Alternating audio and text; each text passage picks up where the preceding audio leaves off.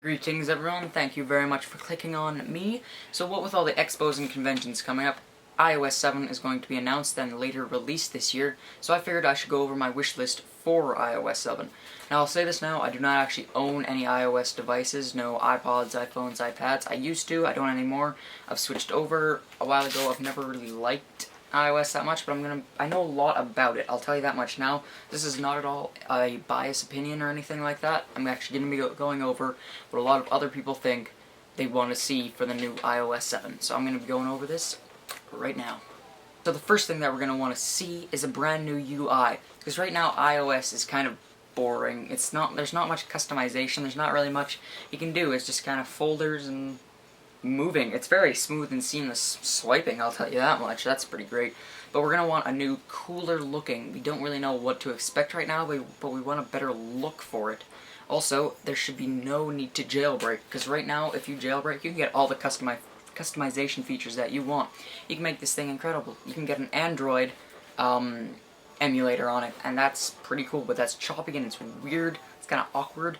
So we're going to want a cooler looking, better, more customization for the UI for iOS 7. Number 2 on this list is a quick message / reply kind of thing, because right now with Facebook Home, it'll pop up in this little bubble on the right or left side of your screen, and it'll come up. You can click on it, and it'll just come up right there, and whatever app you have, and you can reply to it. Tap to close it, bring it down, lock it, and all that stuff that you want to do. So if you can get that from messaging / texting / even email, actually even calendar, for a calendar notification, if it comes up, you can tap on it, set a new one, do whatever you need for that.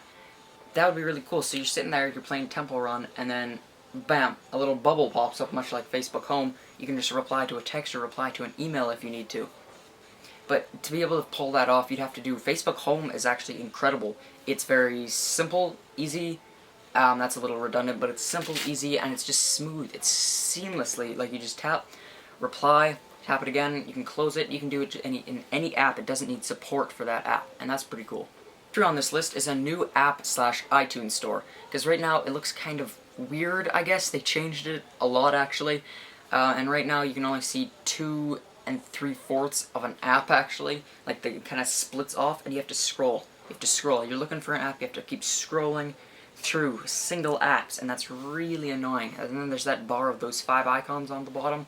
That doesn't really give much. It should really get a categories kind of thing, but that applies both to the app and iTunes store. App Store especially, though, they changed that. It's all black and white, and it's weird. I don't like it. I don't feel it. I don't like the essence of it. It's kind of like, we have all these apps, we have the most apps out of all devices, but we don't really want to show them to you. You have to dig, you have to scroll for them. Fourth thing on this list is a better lock and home screen. Now I'm not going to touch much on the home screen because I did that in the new UI for iOS 7, the first one on this list, but I will go on for the lock screen. So right now, you have to turn on your device, slide to unlock, and then find the app that you want to go to look at it. So say you want to go to the weather, you got to turn it on, slide, and go to your weather app to view it. So you should actually be able to get that onto your home screen. I'm not going to call it a widget like Android has, but I will just say it should be a live lock screen, because if you want to get your weather, contact notifications, and even music. Like, I know double tap right now you get your music, but if you can just have that right on there like your lock screen, or even like with Android 4.1.1 right now, it comes up with just your standard clock, and then you can slide to find what you want to go to. So if you want certain apps, or if you want your camera, you want your music, you want your weather, you can find it all right there on your lock screen instead of having to turn it on and find the app that you want to go to. The fifth one, and the shortest one that I'm going to touch on, is an update to Siri.